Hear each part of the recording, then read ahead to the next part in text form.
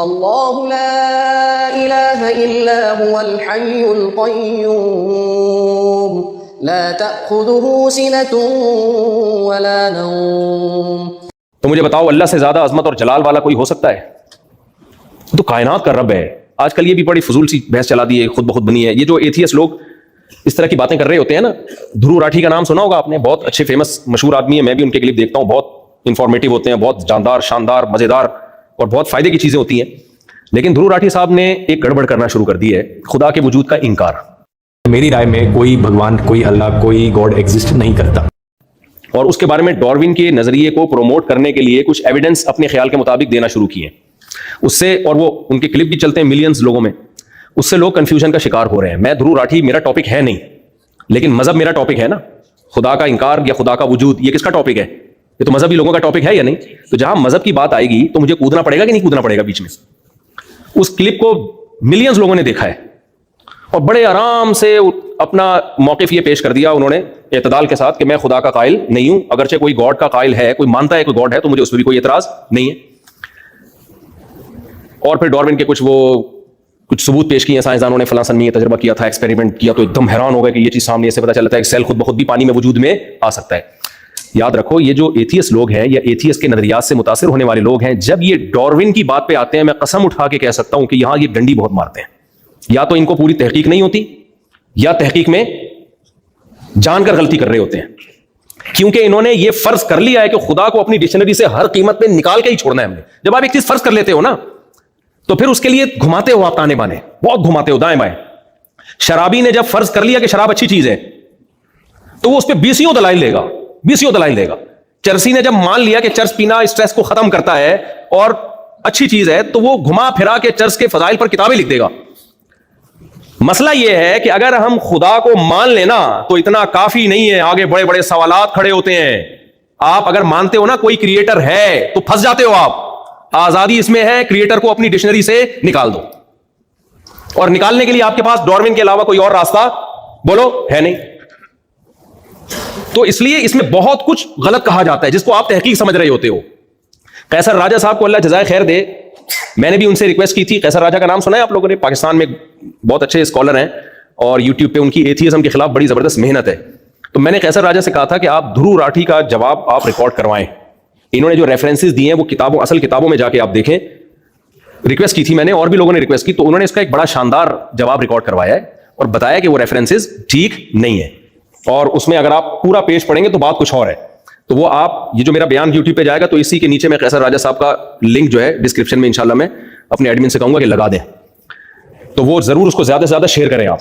بھائی یہ ہو نہیں سکتا کہ خدا نہ ہو, یہ کوئی ایسی چیز نہیں ہے کہ آپ کہیں کہ اس میں دو رائے ہو سکتی ہیں, گاڈ ہے یا نہیں. مجھے ایک بات بتاؤ, چینجر کے بغیر چینجنگ ممکن ہے اس کائنات میں؟ یہ تو فزکس کا لا ہے, کسی مولوی کا لا تھوڑی ہے, کسی پنڈت کا, کسی پادری کا, سردار جی کا یا کسی مفتی کا لا تھوڑی ہے. یہ تو نیوٹن کا لا ہے کہ اس کائنات میں کوئی چیز چل رہی ہے. یہ تو ہم نے 9th کلاس میں پڑھا تھا. اب تو میں دیسی اسٹائل میں بیان کرتا ہوں اس لا کو, پورے الفاظ بھی یاد نہیں ہے. کوئی چیز چل رہی ہے تو جب تک کوئی روکنے والی فورس نہیں ہوگی, کیا وہ رکے گی؟ وہ چلتی رہے گی. اور جو رکی ہوئی ہے, جب تک اس میں موومنٹ پیدا کرنے والی کوئی چیز نہ ہو تو وہ ہمیشہ کیا رہے گی. اس سے پتا چلتا ہے کہ اس مادے میں چینجر کے بغیر چینجنگ ممکن نہیں ہے. بتاؤ چینجنگ زیادہ مشکل عمل ہے یا کریشن زیادہ مشکل عمل ہے؟ اب ایک چیز کا ایک حالت سے یا ایک کنڈیشن سے دوسری کنڈیشن میں چینج ہونا زیادہ مشکل ہے یا اس کا وجود میں آنا زیادہ مشکل ہے؟ وجود میں آنا زیادہ مشکل ہے. تو جس مادے میں چینجر کے بغیر چینجنگ نہیں ہو سکتی, وہ کمبخت خود سے وجود میں کیسے آ گیا؟ نہیں آ رہی سمجھ. تو بھائی یہ جو نیوٹن ہے اسی کا, یہ سائنس کے مطابق خدا کا وجود ثابت ہوتا ہے. تو یہ کہتے ہیں سائنس سے کچھ نہیں ہے, مذہبی لوگوں کی باتیں ہیں. بھائی صاحب کھوپڑی استعمال کرو گے.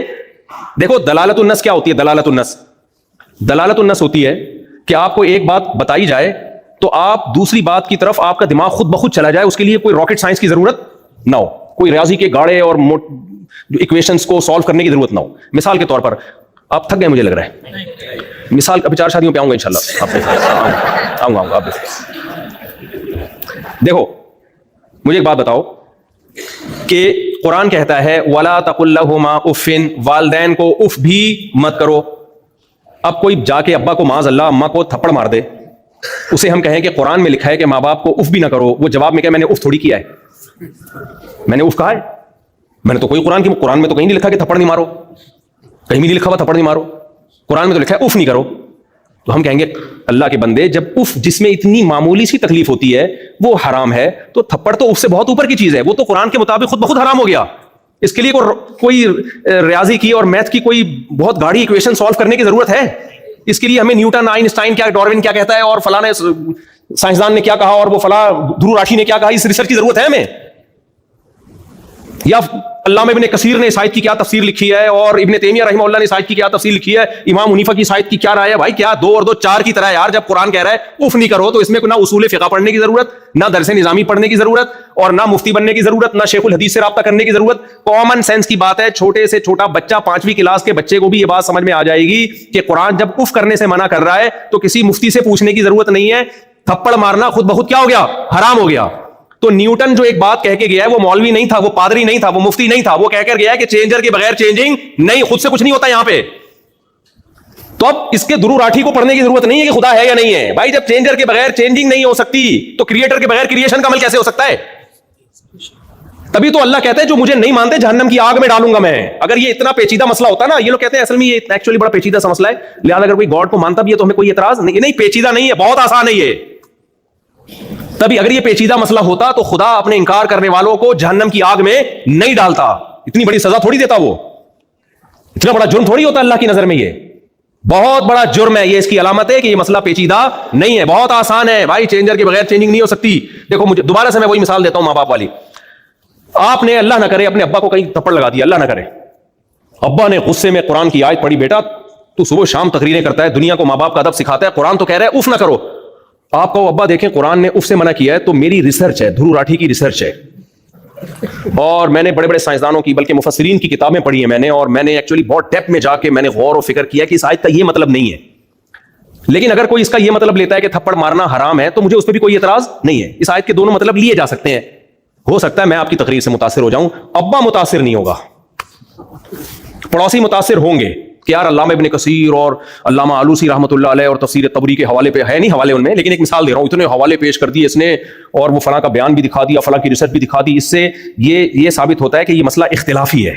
اس آیت کی 2 تفسیریں, ایک تفسیر یہ کہ صرف اف ہی حرام ہے, دوسری تفسیر یہ کہ نہیں تھپڑ بھی حرام ہے. تو ایکچولی یہ مسئلہ اس میں اختلاف رائے بولو ہو سکتا ہے. یہ ہو سکتا ہے اس تقریر سے میں متاثر ہو جاؤں, پڑوسی متاثر ہو جائے, بھائی بہن متاثر ہو جائے. باپ جس کو تھپڑ مارا ہے وہ آپ کی اس تقریر سے کبھی متاثر نہیں ہوگا. آپ نے 1 لگایا, وہ رکھ کے 6 بھی لگائے گا, جائیداد سے ہمیشہ کے لیے آگ کر دے گا, گھر سے دھکے دے کے نکال دے گا. اب آپ کہو گے ایک چیز جس میں اتنی کنٹروورسی تھی اور اتنی ایکچولی اس میں بڑے بڑے مفسرین کا اختلاف تھا, ابا اس پہ مجھے اتنی بڑی سزا کیوں دے رہے ہیں؟ ابا مان لیں گے یہ باتیں آپ کی؟ تو میرے بھائی دھرو راٹھی سے میں انتہائی احترام کے ساتھ کہتا ہوں کہ آپ نے جو خدا کا انکار کر دیا نا ڈاروین کو بیچ میں لا کے, اس تحقیق سے ہو سکتا ہے میں متاثر ہو جاؤں, آپ متاثر ہو جاؤ. گاڈ خدا وہ کبھی بھی اس سے متاثر نہیں ہوگا. وہ کہے گا بھائی چینجر کے بغیر چینجنگ نہیں ہو سکتی, تو یہ بن کیسے گئی؟ یہاں ایک پرانا گھسا پٹا سوال کیا جاتا ہے کہ پھر خدا کیسے ہے, خدا خود سے کیسے ہے ہمیشہ سے؟ بھائی جان نیوٹن نے خدا کے بارے میں کوئی لا پیش نہیں کیا, صحیح ہے نا, اس نے اس کائنات کے بارے میں قانون پیش کیا ہے. اس کائنات کو ہمیشہ سے نہیں مانا جا سکتا, خدا تو ہماری عقل سے بالاتر ہے, اس کے بارے میں تو فزکس کے لا اس پر اپلائی ہوتے ہی نہیں ہیں. اس کائنات کو تو ہم جانتے ہیں, ہمیں پتا ہے بھائی یہاں کچھ کیے بغیر نہیں ہوتا, خود سے کچھ بھی نہیں ہوتا. یہاں پہ ایک ملحد تھا, ایتھیسٹ پروفیسر ہے یونیورسٹی میں, اٹھ پٹانگ باتیں بہت پھینکتا رہتا ہے. اچھا تھوڑا سا سائنس پڑھ کے نا کھوپڑی آؤٹ ہو جاتی ہے. یار تم سائنس پڑھو, تمہیں کس سے منع کیا ہے؟ تم مذہب میں ٹانگ کیوں اڑا رہے ہو؟ مذہب سے تمہارا کیا لینا دینا؟ میسنجر آف گاڈ محمد صلی اللہ علیہ وسلم وہ اخلاقیات لے کے آئے ہیں. مذہب کا دائرہ کار الگ ہے, سائنس کا دائرہ کار الگ ہے. مثال کے طور پر میں مفتی ہوں, مجھ سے کوئی آ کے پوچھے گا وراثت کے مسائل کیا ہیں, میں بتاؤں گا یہ ڈاکٹر کا کام یا سائنسدان کا کام نہیں ہے. ماں باپ کے کیا حقوق ہیں میں بتاؤں گا, میں پورے کروں نہ کروں, لیکن اگر میرے پاس علم ہوگا تو بتاؤں گا, میں نالج ہوگی. آپ پوچھو بھائی بیوی کے کیا حقوق ہیں, میں بتاؤں گا آپ کو. نماز کیسے پڑھنی ہے میں بتاؤں گا آپ کو. خدا ہم سے کیا چاہتا ہے میں بتاؤں گا, یعنی کوشش کروں گا بتانے کی. لیکن آپ آؤ میرے گردے میں پتھری ہے میں بتاؤں گا بھائی میرا ٹاپک. آپ کو سائنس کا تو پتہ ہی نہیں ہے مفتیوں کو, یہ تو جاہل ہیں, ان کو تو سائنس کا یہ چل رہا ہے آج کل یونیورسٹیوں میں لبرل لوگوں میں نا, کہ ان مولویوں کو تو سائنس کا نہیں پتا. ناسا سورج کے قریب ایک صحیح وہ بھیجے بھی انہوں نے سیٹلائٹ بھیجا ہے سورج کے قریب. میں بہت دیکھتا ہوں زوم زوم آوازیں آ رہی ہیں, پتہ نہیں کسی کے چولہے میں نہ بھیج دیا ہو کہیں. خیر امید ہے انشاءاللہ سچ ہی بول رہے ہیں. सूरज के करीब ही भेजा होगा, लेकिन हम तो देसी लोग हैं, हमें क्या पता, हम तो कह रहे हैं भेजा है तो मान लेते हैं। हम तो इतनी लिफ्ट करा रहे हैं साइंसदानों को भाई, अगर हम साइंस के खिलाफ होते तो हमने कौन सा जाके देखा है? जब आती है इंस्टाग्राम पे, टिकटॉक पे वीडियो, सूरज की ओर से शुआएं आ रही है, हम तो यकीन कर लेते हमारे साइंसदान बोल रहे हैं, सही बोल रहे होंगे यार। तो हम तुम्हारी फील्ड में टांग नहीं अड़ा रहे मेरे भाई, ना हम गुर्दों का इलाज कर रहे हैं, ना हम फेफड़ों का इलाज कर रहे हैं।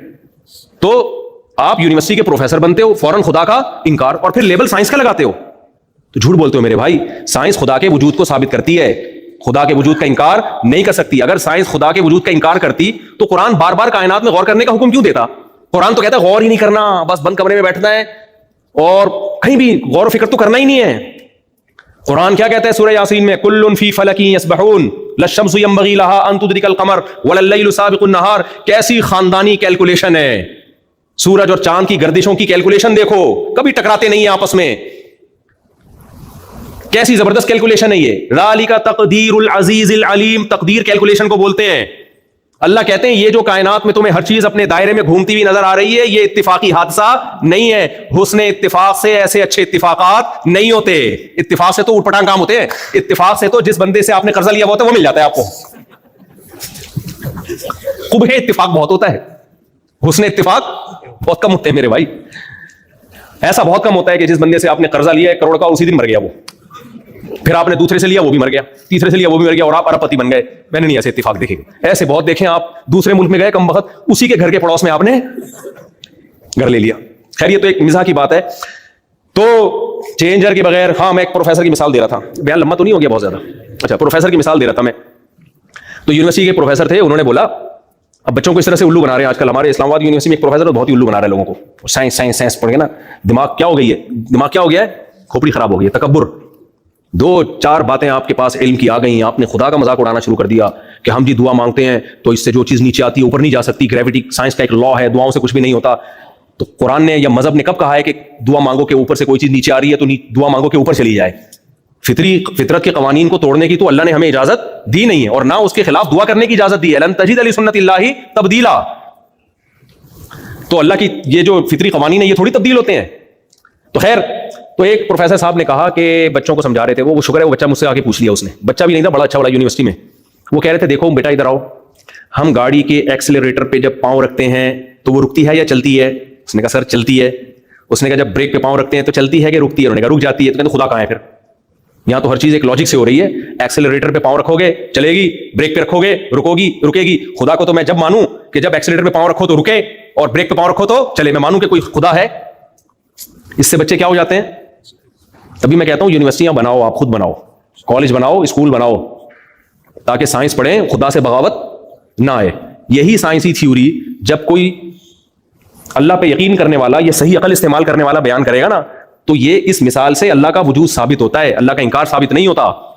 तो वो बेचारा बौखला गया वो लड़का ना, मेरे पास आया, कह रहे प्रोफेसर साहब ने कहा है कि एक्सीडेंट पे पांव रखो तो चलेगी, ब्रेक पे पांव रखो तो। ये स्टाइल मेरा है, स्टाइल उसका नहीं था। स्टाइल तो उसने तो सादा, फिर मेरा अपने स्टाइल से ना थोड़ा सा उसमें मैं तड़का लगाता हूँ। हम लोग इंडियन पाकिस्तानी लोग, आपको पता है, चटनी कबाब के बगैर हमारे खाने, गोरे सीधे सीधे अरब भी फीके फीके खाने खाते हैं। हम तो जब तक नींबू नचोड़े, हरी मिर्चें ना डालें, हमें खाने में मजा नहीं आता। तो हम बयान में भी चटनी कबाब के साथ ही खाते हैं, मिसालें भी हमारी चटनी कबाब के साथ होती है, इसके बगैर हमें मजा नहीं आता भाई। तो वो कहने लगे जी एक्सीलेटर पे पांव रखो तो चलेगी गाड़ी, और ब्रेक पे तो खुदा को तो जब माने, जब ब्रेक पे पांव रखो तो चले और एक्सीलेटर पे पांव रखो तो रुके। मैंने कहा मुझे एक बात बताओ। अच्छा, वो बेचारे वाकई अजीब से मुतासिर हुए थे ना कि यार ये बात तो सही है। मैंने कहा मुझे एक बात बताओ, एक गाड़ी जो अपने चलने में जब तक एक्सेलरेटर पे कोई कमबख्त पांव न रखे उस वक्त तक चल ना सकती हो, उसमें ये ताकत ना हो कि खुद से चले, और चल रही हो तो उसमें ये ताकत ना हो कि खुद से रुके।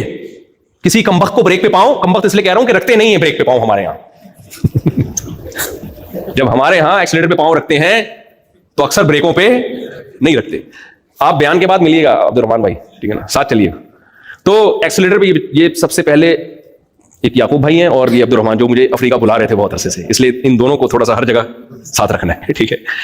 तो एक्सेलरेटर पे पाओ, यार वो लतीफा भी सुन लो फिर मुझसे। दाढ़ी भी एक मजाक बन गया है ना, हर बात दाढ़ी रख के। ये तो एक दाढ़ी वाले साहब जा रहे थे तो खातून से टक्कर हो गई ना गाड़ी, तो खातून ने कहा इतनी बड़ी दाढ़ी रख के टक्कर मारते हो, शर्म नहीं आती? तो कहने लगे मोहतरमा ये दाढ़ी है, ब्रेक नहीं है। ये दाढ़ी है, ब्रेक नहीं है।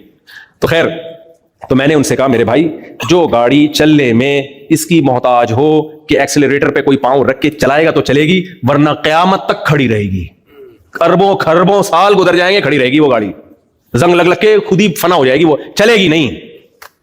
کراچی میں سست لڑکے ہیں نا, صبح اٹھتے نہیں ہیں, ان پہ بھی نیوٹن کا لا آپ اپلائی کر سکتے ہیں. جب تک ہلا نہیں نا ان کو ان کا باپ خود سے نہیں ہلتے. وہ نیوٹن کا قانون بہت جگہ فٹ ہوتا ہے, جب تک ہلاؤ گے نہیں ہلیں گے نہیں. وہ ایسے سست لوگ ہم نے دیکھے ہیں. خیر, تو بریک جب تک نہیں لگاؤ گے وہ گاڑی رکے گی نہیں. میں نے کہا میرے بھائی, جو گاڑی چلنے میں چلانے والے کی محتاج, رکنے میں روکنے والے کی محتاج, وہ گاڑی خود بخود بن سکتی ہے؟ بولو. تو اس کو کسی انسان نے بنایا, اور جس انسان نے اس گاڑی کو بنایا وہ اس گاڑی سے زیادہ پیچیدہ مشین ہے یا نہیں ہے اس کی, تو وہ خود بخود بن گیا. پھینکنے پر گورنمنٹ کی طرف سے کوئی پابندی نہیں, پھینکتے رہو. تو یہ نہیں ہو سکتا. ایک بے جان تصویر, بے جان, خربوں سال میں خود وجود میں نہیں آ سکتی. اور اگر اس تصویر میں جو آنکھ ہے وہ دیکھنے کی صلاحیت بھی رکھتی ہو, اس تصویر میں جو ناک ہے وہ سونگنے کی صلاحیت رکھتی ہو, اس تصویر میں جو کان ہے وہ سننے کی صلاحیت رکھتا ہو, خدا کی قسم خربوں سال میں بھی وہ آٹومیٹیکلی وجود میں ارتقاء اور ایوالو ہو کے وجود میں نہیں آ سکتا. تو اس لیے میں نے جو مثال شروع کی تھی, ابا کو اگر کہو گے نا, ابا قرآن میں تو یہ ہے کہ اف مت کرو, تھپڑ کا تو نہیں ہے, اور تقریریں جھاڑ دو تو سب کی سمجھ میں آ جائے گا, ابا کی سمجھ میں نہیں آئے گا. ابا نہیں مانے گا آپ کے اس فلسفے کو. اس لیے میرے بھائی, آپ ڈاروین کو بیچ میں لا کے کہ ہم بندر سے آٹومیٹکلی بن گئے اور پہلے ایک سیل وجود میں آیا, تو سارے سائنسدان بھی متاثر ہو سکتے ہیں, ساری دنیا بھی متاثر ہو سکتی ہے, لیکن اس بیس پہ اگر آپ اللہ کا انکار کرو گے تو اللہ آپ کے جرم کو معاف نہیں کرے گا. اللہ کہے گا میں نہیں چھوڑوں گا. اور کیسے بھائی, تو کم وقت جب تو پیدا ہوا تھا, پیدا ہوتے ہی ماں کی چھاتیوں میں دودھ جاری کر دیا میں نے, یہ بھی ایوالو ہوا ہے. ایسا حسن اتفاق, یہ لا آف چانس کے تحت کہتے ہیں نا, ہو رہا ہے سب کچھ, law of chance, by chance ہو گیا یار, اتنا زبردست چانس ہو گیا. ماں روٹی کھاتی ہے, بچے کی آنکھ بنتی ہے, بچے کی ناک بنتی ہے, بچے کے کان بنتے ہیں, ادھر بچہ مارکیٹ میں آیا اور ادھر اسی روٹی سے دودھ بننا شروع, اور ماں کی چھاتیوں میں جا رہا ہے. بچے کو کچھ نہیں پتا, اس گھننے کو یہ پتا ہے دودھ کہاں سے ملے گا. گھنا سمجھتے ہو یار, اردو میں تو گھنا تو مشہور انڈیا کا لفظ ہے. گھنا اسے کہتے ہیں جو دیکھنے میں بیوقوف لگے وہ بہت ہوشیار. کچھ لوگ سوسائٹی میں ایسے ہوتے ہیں, دیکھنے میں لگتا ہے بہت سادہ ہیں لیکن ڈیڑھ ہوشیار ہوتے ہیں. وہ انہیں کہا جاتا ہے بھائی بیوقوف نہیں ہے, گھنا ہے. صحیح ہے نا. تو بچہ جب پیدا ہوتا ہے نا, کتنا بیوقوف نہیں ہوتا, گھنا ہوتا ہے, اسے کچھ نہیں پتا. جب چاہے گا پیشاب کر دے گا, جب چاہے گا پیمپر گندا کر دے گا, کیونکہ ٹینشن کس نے اٹھانی ہے, ماں باپ نے. لیکن اس گھننے کو یہ پتا ہے بھوک لگے گی تو دودھ کہاں سے ملے گا. سمجھ رہے ہو کہ نہیں سمجھ رہے؟ وہ گھننا جاتا ہے ماں کی چھاتیوں کی طرف پیدا ہوتے ہی. یہ سافٹ ویئر کیسے انسٹال ہو گئے آٹومیٹیکلی میرے بھائی. تو کوئی ہے بنانے والا, اور وہ بنانے والا ہم سے کیا چاہتا ہے. تو یہ بات دھرو راٹھی پہ شروع ہوئی تھی, تو مقصد دھرو راٹھی صاحب کا مذاق اڑانا نہیں ہے, مجھے بھی بہت کچھ سیکھنے کا موقع ملتا ہے. جب سائنسی نالج ہمیں چاہیے ہوتی ہے تو ظاہر ہے ہم بھی پھر یہی یوٹیوب کے یہ والے کلپ دیکھ رہے ہوتے ہیں. لیکن خدا کا انکار, سائنس سے خدا کا وجود ثابت ہوتا ہے اگر کھوپڑی کو صحیح استعمال کیا جائے. اچھا, یہ لوگ ایک بات اکثر کہہ رہے ہوتے ہیں کہ دیکھیں سائنس تو پروف پہ جاتی ہے, جب تک مشاہدے سے کوئی چیز نظر نہیں آتی سائنس نہیں مانتی. یہ بھی ڈرامے بازی ہے. دیکھو, ہمیں سائنسدانوں نے دیکھ کے بتایا کہ ہائیڈروجن کے 2 مالیکیول اور آکسیجن کا ایک مل کے کیا بنتا ہے, پانی. مشاہدہ کس نے کیا؟ میں نے کیا کہ یہ مشاہدہ ہے, سائنسدانوں نے کیا. ہم نے بغیر مشاہدے کے یقین کر لیا. میں تو مانتا ہوں, قسم اٹھا کے بول سکتا ہوں کہ ہائیڈروجن کے 2 اور آکسیجن کا 1 مالیکیول سے پانی بنتا ہے. حالانکہ میں نے تو یہ ایکسپیریمنٹ نہیں کیا, نہ میں نے دیکھا. لیکن جنہوں نے دیکھا ہے مجھے ان کی صداقت پہ یقین ہے. دوسرے دلائل سے ان کا سچا ہونا ثابت ہے کہ یار اتنے سارے سائنسدان اتنے بڑے پھینکو تھوڑی ہو سکتے ہیں. بھائی امریکہ کا سائنٹسٹ بھی یہی کہہ رہا ہے, جاپان کا سائنسدان بھی یہ کہہ رہا ہے, تو اس کا مطلب سچ ہوگا. یہ تو میرے پاس جو یقینی علم آیا یہ مشاہدے کی بیس پہ نہیں, بلکہ مخبر صادق جس کو میں نے سچا سمجھا اس کی خبر پہ اعتماد کیا ہے. تو ہر شخص ہر چیز کا مشاہدہ نہیں کرتا. کچھ لوگ مشاہدہ کرتے ہیں, دلائل سے ان کا اگر سچا ہونا ثابت ہو جائے تو ہمیں ان کے مشاہدے پر یقین کرنا پڑتا ہے. میں نے جنت اور جہنم نہیں دیکھی, نہ ہم نے وحی کو اترتے ہوئے دیکھا. ہم نے محمد صلی اللہ علیہ وسلم کو کی تعلیمات دیکھی, جس سے ہمیں یقین ہوا کہ محمد صلی اللہ علیہ وسلم دنیا میں آئے بھی ہے. اتنے لوگ ان کو فالو کر رہے ہیں. پھر ہم نے ان کی تعلیمات دیکھی, رمضان دیکھا, زکات دیکھی ہم نے, اور حج دیکھا ہم نے, خاندانی نظام دیکھا, وراثت کے حکام دیکھے, نکاح طلاق کے حکام دیکھے, ایک فیملی سسٹم دیکھا, زنا کو الیگل قرار دیا, شراب کو الیگل قرار دیا, طہارت کے حکام. آپ اسلام کی تعلیمات میں ڈیپتھ میں گھستے چلے جائیں تو محمد صلی اللہ علیہ وسلم کی صداقت پہ یقین در یقین در یقین ہوتا چلا جائے گا. اور اللہ نے محمد صلی اللہ علیہ وسلم کے مقابلے کا کوئی ایسا کوئی چھوڑا ہی نہیں جس کو ہم نبی کے مقابلے میں لا کے کھڑا کریں کہ بھائی یہ میسنجر تھے یا یہ میسنجر تھے. نبی صلی اللہ علیہ وسلم کے مقابلے میں اللہ نے کسی کو پنپنے ہی نہیں دیا. تو ہمارے پاس تو خدا تک پہنچنے کے لیے محمد صلی اللہ علیہ وسلم کے سوا کوئی آپشن ہے ہی نہیں. تم محمد صلی اللہ علیہ وسلم کا جھوٹا ہونا ثابت کر دو معاذ اللہ, تو ہم آپ کو چھوڑ دیں گے, اور یہ ثابت ہو نہیں سکتا. ہم دلائل کے انبار لگا دیں گے آپ صلی اللہ علیہ وسلم کے سچا ہونے پر, سچا ہونے کے ثابت ہونے پر. ہمارے پاس تو دلائل ہے میرے بھائی. 1400 سال پہلے کی تعلیمات, ایک نبی جو امی پیغمبر تھے ان کی تعلیمات دیکھو, 1400 سال کے بعد بھی ایک زندہ مذہب ہے اسلام. بھائی 1400 سال پہلے اتنی پاورفل موٹیویشن کہاں سے آ گئی کہ کروڑوں لوگ رمضان کا چاند نظر آتے ہی کھانا پینا چھوڑ دیتے ہیں. یہ موٹیویشن, یہ تو ابھی یہ میرا ٹاپک نہیں ہے اسلام کی حقانیت اور نبی کی حقانیت کیسے ثابت ہوتی ہے, ورنہ اس پہ تو کئی گھنٹے بولا جا سکتا ہے. تو جب محمد صلی اللہ علیہ وسلم کا سچا ہونا ثابت ہو جائے تو پھر میرے لیے جنت کا مشاہدہ ضروری بولو نہیں ہے, جہنم کا مشاہدہ ضروری نہیں ہے. نہ میں نے بھائی ہائیڈروجن کے 2 مالیکیول دیکھے کہ پانی میں ہوتے ہیں, نہ ہم نے آکسیجن دیکھی. ہم نے کہا سائنسدان بول رہے ہیں, صحیح بول رہے ہوں گے بھائی صاحب, مان لیا ہم نے, اور ایسا مانا ہے کہ اب کوئی سائنٹسٹ اٹھ کے بولے کہ یہ تحقیق غلط ہے تو ہم اس سائنسدان کو بول دیں گے تو چھوڑ رہا ہے لمبی لمبی, تو غلط ہے, یہ نظریہ غلط نہیں ہو سکتا. تو ایسے ہی میرے بھائی ہر ایک کا مشاہدہ نہیں ہوتا. خیر بات کو میں سمیٹ کے ختم کرتا ہوں. تو قرآن نے ہمیں یہ بتایا ہے, اللہ کی کتاب نے ہمیں یہ بتایا ہے کہ موت کے بعد اس عمل کو ریورس کر کے تمہیں دوبارہ زندہ کروں گا.